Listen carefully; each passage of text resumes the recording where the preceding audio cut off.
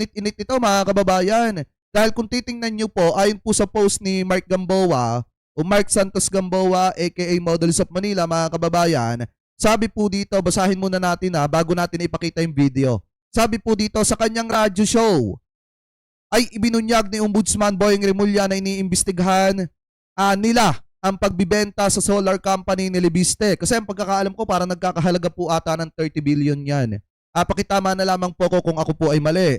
Sabi pa dito, ito kaya ay dahil sa Cabral Files, dahil masyado ng maraming natatamaan itong si Kong Libiste.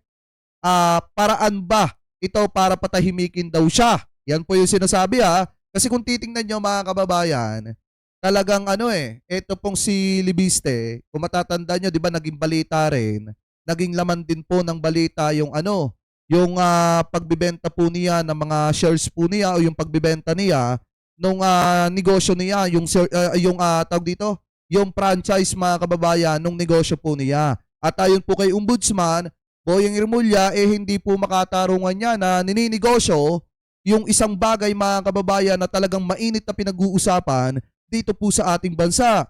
So sabi pa dito mga kababayan, maaaring oo lahat ng sagot diyan, pero ang masasabi ko lang, transparency shall be a two-way road mga kababayan. So ngayon, eto na. Kung titingnan nyo, di ba naging mainit po itong yan. Etong balitang ito nung yan, naging mainit po mga kababayan ito pong balitang ito. Kasi sabi po dito kay Attorney Jesus Palsis, mukhang nasa radar na ni Ombudsman Boyeng Remulla si Congressman Leandro Libiste. And worse, for Libiste, Ombudsman is on offensive on the franchise. And sabi dito on the franchise issue of his solar company mga kababayan. So sabi pa dito, kung titingnan nyo, ito po yung naging statement ni Ombudsman Boyeng Remulla patungkol po dito kay Congressman Leandro Libiste. So ito, pakinggan nyo Wait lang. Anuhin muna natin yung yan. One of the issues yung Cabral Files. Sipin mo yun. Gagawin mong issue yun. Nagagamit yung mga updates Tapos binabaliktad. Na-workout. Gagawing issue. Halimbawa, one of the issues yung Cabral Files. Sipin mo yun. Gagawin mong issue yun. Kasi kung titingnan nyo mga kababayan, di ba ang tagal-tagal na ng mga dokumento na nakuha ni Libiste diyan po kay Yusek Cabral, pero hanggang ngayon ay hindi naman po niya inilalabas yung iba pa. At saka nakakapagtaka dyan mga kababayan, kahit ilabas niya na po ngayon, wala na rin gaanong basis yan at hindi na gaanong papansinin na mga kababayang Pilipino po natin, lalo na at tumagal po sa kanya ng ilang buwan yan bago po niya ilabas publicly. Kaya nga, napakalaking sablay yung ginawa mga kababayan ni Congressman Leandro Libiste na kinuha niya yung mga files kay Cabral tapos pinatulog niya ng mahabang panahon sa kanya mga kababayan at ngayon niya lamang po inuungkat o binabanggit yung mga bagay na yan. Authenticate, ganito gagawin mo. Wala yun. What? Alam mo, the document he got when Cabral was alive is not the same document as when she is dead already because there's nobody to authenticate it. This is Congressman. Irrelevant na yun. Irrelevant na yun. Unless he has other evidence to show that everything there is gospel truth. Anong gagawin ko? Makikipagtalo ko sa walang basihan. Diba? Mahirap yun, makikipagtalo ka. Naghahanap ng atensyon. Saka kung titingnan nyo, mahirap na rin kasing i-authenticate yan. Lalo na at si Cabral mga kababayan, wala na, namayapa na. Diba? Dahil nga, kung ang ginawa sana ni Libiste, pagkakuha niya po, inilabas niya kinabukasan, halimbawa, nakuha niya ngayon. Kung ang ginawa sana niya, inilabas niya kinabukasan yon at habang nananatili pang buhay, itong si Cabral, masasabi sana ni Cabral na talagang ipinagkatiwala niya kay Libiste yung files at talagang totoo yung mga nilalaman doon at walang binago at walang niubra, mga kababayan. Pero masaklap po kasi dito, hinintay pang mawalan ng buhay ito pong si Cabral bago po ilabas yung files mga kababayan na nakuha ni Congressman Leandro Libiste dito po kay Cabral. Kaya kung titingnan po natin, hindi po kasi talaga gasinong paniniwalaan yan dahil nga matagal na natulog yung dokumento dyan po kay Congressman Leandro Libiste sa mga kamay niya. Anyway, tuloy pa natin. Hindi mo bibigay yung atensyon, di ba? Nakahanap atensyon para kahagat ka ba? Pag pinakagat ka. Kasi marami siya ibang problema Yung prangkisa niya, iniimbestiga na ngayon Yung violation ng franchise. Yung national Kasi franchise. dapat yun yung franchise, hindi mo ninegosyo. Batang-bata ka, ninegosyo mo yung franchise. Wala ka pa kahihiyan. Anong klaseng tao yan? Anong klaseng Pilipino yan? Di ba? O yan yung yung solar yung negosyo ni Congressman Leandro Libiste, mga kababayan, kasi kung matatandaan nyo, ito pong si Congressman Leandro Libiste, mga kababayan, nagbenta ng kanyang ng franchise ng kanyang negosyo, at yan po ay posibleng imbestigahan din ng ombudsman, mga kababayan. At ang isa pa dyan, kung titingnan nyo, ibinenta niya yon ng walang pahintulot ng Kamara de Representantes. At ang pagkakaalam ko, parang umabot po ata yan ng 30 billion. Pakitama na lamang po ko kung ako po ay mali. National franchise? National franchise, Renewable energy, critical to the national life? Tapos ganun lang? Na-flip. Bebenta mo, flip mo lang? Na-flip. Nanay mo pa, senador? Ano na lang? Gusto yung ibahin yung usapan? Yun ang pag-usapan muna natin, bago lahat. Tama. Ang kawawa doon. Magmabanggit ka lang. Basta Oo. nasa file ka. Wala kang kaano eh. Dahil tama kayo. Sabi Di niyo, mo nga- walang titindig na dito eh. Wala namang- Wala natitindig para sabihin ano lang huya, sulat po yan. Oo. We normally get it. Saka ano yun, endorsement yun eh. Hindi lang masama sa endorsement. Yun ang nagiging... Ilabas niya, subukan niya ilabas. Ilabas niya. Pag Tingnan natin dokumento, sa pag merong susunod backup eh. by evidence, okay lang. Yan nga yung nagiging issue. At saka masaklap dyan, mga kababayan, tingnan nyo bibigyan ko kayo ng senaryo kung bakit yung iba ay nawala ng tiwala dun sa files na hawak po ni Congressman Leandro Libiste. Yung isang congressman, mga kababayan, na matagal na pong namayapa, na ando dun yung pangalan na may insertion, mga kababayan, o proponent. Actually, proponent ng ilang mga proyekto. Matagal nang namayapa yung isang congresswoman.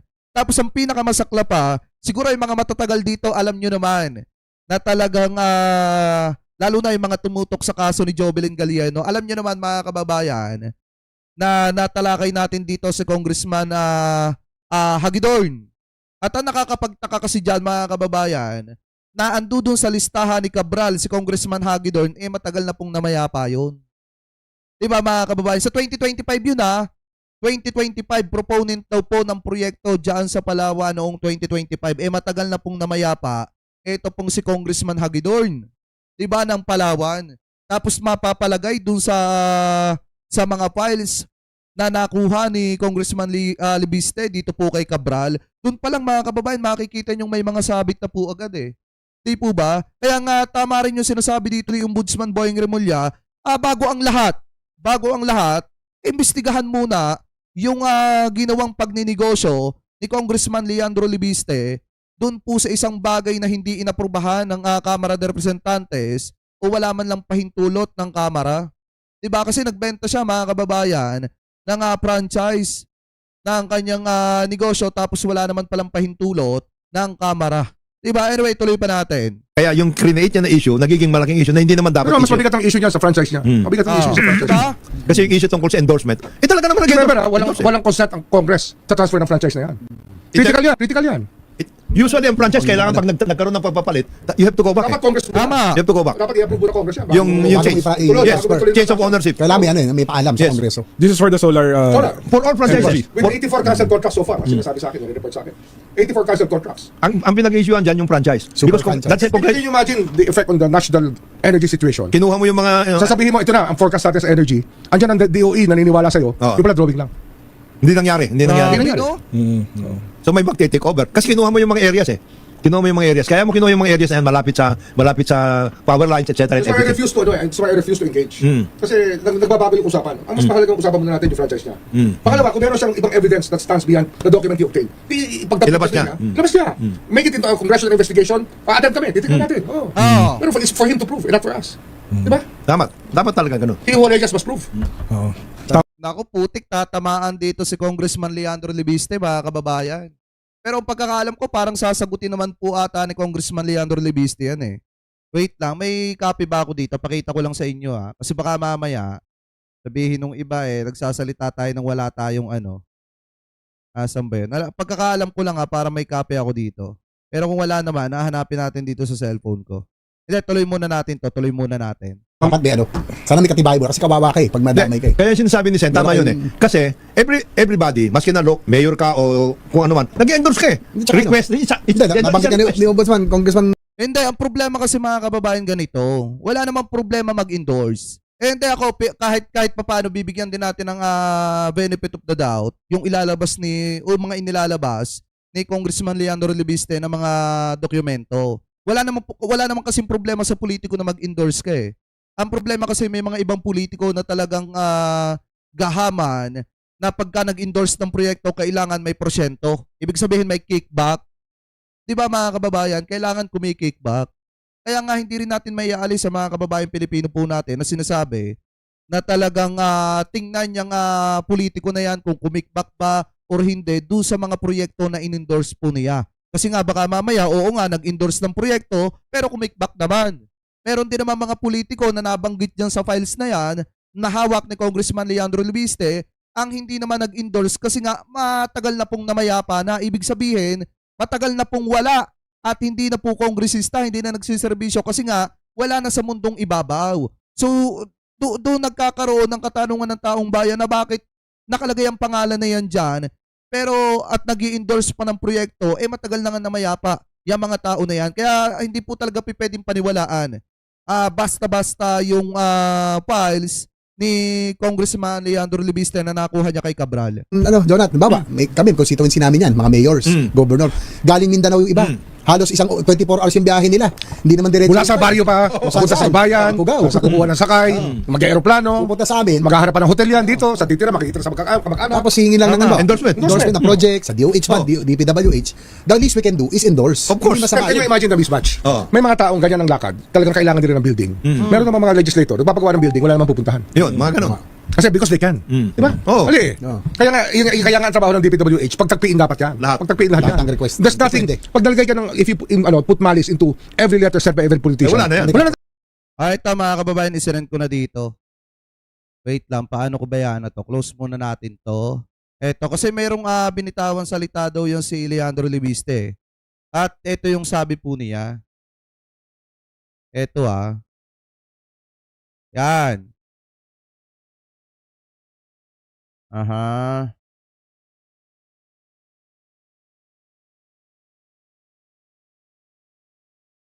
Sabi po dito mga kababayan, ito daw. Ayon po sa ang balita ngayon, ayon daw kay Libiste, may 2 linggo kayo. Nagbigay ng malinaw at direktang hamon si Batangas 1st District Representative Leandro Libiste sa gitna ng sunod-sunod na isyong ibinabato laban po sa kanya. Kasunod ang kanya mga ibinubulgar kaugnay ng umano'y malawakang anomalya sa flood control project ng Department of Public Works and Highways. Sa isang pahayag, sinabi ni Libiste na handa siyang sagutin ang lahat ng paratang at isyo ngunit sa tamang oras at sa mismong bulwagan daw po ng Kongreso. Bibigyan ko kayo ng 2 linggo para sabihin ang lahat. Sasagutin ko ang lahat sa pagbubukas ng Kongreso sa January 26. Matatandang nagsagawa ng investigasyon ng Office of the Ombudsman kaugnay ng umano'y pagbibenta at paglipat ng controlling interest ng isang solar power company na may kaugnayan kay Congressman Leandro. Sabi pa dito, isang transaksyong ani ay hindi dumaan sa pag-aproba ng Kongreso. Kasi nga, di ba mga kababayan, bago ka dapat magbenta ng franchise mo o bago mo ibenta yung ownership ng company mo, di ba dapat ipabubura mo pa yan sa Kamara de Representantes para maisalin yung ownership o yung franchise ng company mo. Ang problema, parang ang nangyari po ata dito, kaliwaan. Diba parang kaliwaan na kung saan, ibinebenta ko na sa iyo yung franchise, akin na yung pera. Parang ganon mga kababayan, yung di umano, yun nangyari dyan. Pero pwede nyo akong itama kung ako po ay mali. So ngayon sabi pa dito, sa halip na makipag-sagutan sa hiwa-hiwalay na pahayag at aligasyon, malinaw ang mensahe ni Libiste. Hayaan muna niyang ilatag ng kanyang kritiko o mga kritiko ang lahat ng akusasyon bago siya magsalita ng buo at detalyado sa pagbubukas ng sesyon ng House of Representatives sa Enero 26, mga kababayan. So ngayon balik tayo dito kay dito po kay Ombudsman Boying Remulla kasi talagang maliwanag mga kababayan na idinidiin niya na dapat pag-usapan talaga yung ginawang pagbibenta ng franchise mga kababayan ni Libiste. Kasi parang anong nangyari dito, kaliwaan lang yung naging bentahan. And then umaabot pa ata ng 30 billion yung pinag-uusapan dyan. So ituloy pa natin. Pero it's for him to prove, not for us. Diba? Dapat talaga ganun. He who alleges must prove. Dapat sana may katibayan mo kasi kawawa pag madamay kayo. Kaya sinasabi ni Sen, tama yun eh. Kasi everybody, maski na mayor ka o kung ano man, nag-endorse ka eh. Request, tama. Nabanggit ka ni Ombudsman, Congressman Jonathan, baba, kami, constituency namin yan, mga mayors, governor. Galing Mindanao yung iba. Halos isang 24 hours yung biyahe nila. Hindi naman diretso. Mula sa baryo pa, pupunta sa bayan, Cugao. sa kukuha ng sakay, mag-aeroplano, Pupunta sa amin. maghahanap pa ng hotel yan dito, sa titira, makikita sa kamag-anak. Tapos hingin lang ng ano ba? Endorsement. Endorsement ng project, sa DOH man, DPWH. The least we can do is endorse. Of course. Hindi masama Can you yun. imagine the mismatch? Oh. May mga taong ganyan ang lakad, talagang kailangan din ng building. Meron naman mga legislator, nagpapagawa ng building, wala namang pupuntahan. Yun, mga ganun. Kasi because they can. Di ba? Oo. Mali eh. Oo. Kaya nga ang trabaho ng DPWH, pagtagpiin dapat yan. Lahat. Pagtagpiin lahat Lahat yan. ng request. Tama. There's nothing. Pwede. Pag nalagay ka ng, if you put malice into every letter said by every politician. Eh, wala na yan. Wala na tayo mag-election dito. Wala na. Huwag na tayo magtrabaho. Huwag na tayo magtrabaho. Oh. Ayan na, paliwanag mga kababayan na talagang maraming butas yung files na hawak po ni Congressman Leandro Libiste. Pero nasa sa inyo na lamang po yun kung maniniwala kayo doon sa mga files na inilalabas niya. Pero sa akin kasi mga kababayan, nag-umpisa ako na mawala ng tiwala sa mga files na hawak ni Congressman Leandro Libiste nung napasama doon ang pangalan ni Congressman Hagidorn na matagal na pong namayapa pero may nakalagay pa doon na nag-i-endorse ng proyekto o proponent, mga kababayan, di umano. So ngayon, ang isa pa dyan na nakakawala ng tiwala dito po sa mga files na hawak ni Congressman Leandro Libiste, yun ang hindi niya agad-agad na paglabas ng mga files na yon, mga kababayan. Ano po? So kayo, kung kayo ang tatanungin, ano po masasabi nyo, hingil po dyan sa hamon ni Ombudsman Boying Remulla na ang una muna dapat pag-usapan yung tawag dito, pagbibenta ng franchise ng kanyang negosyo, mga kababayan, nitong si Congressman Leandro Libiste. Bago pong iba kasi hindi daw po dumaan sa tamang proseso yon, mga kababayan. So comment below na lamang po kung ano po masasabi nyo. Hingil po dyan.